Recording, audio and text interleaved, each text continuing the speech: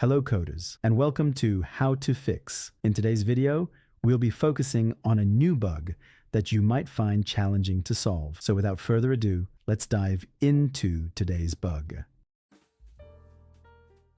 Let's now run code 1 that triggers the error and see the output.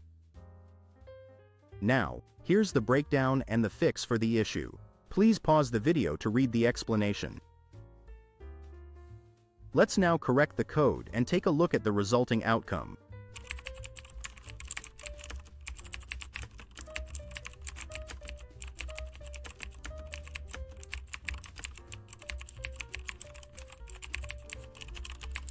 And there you have it. The code executes flawlessly and our output matches our expectations. No more error. That's all for today's session. If you found this guide beneficial, please like the video and join our channel for more how to fix coding videos.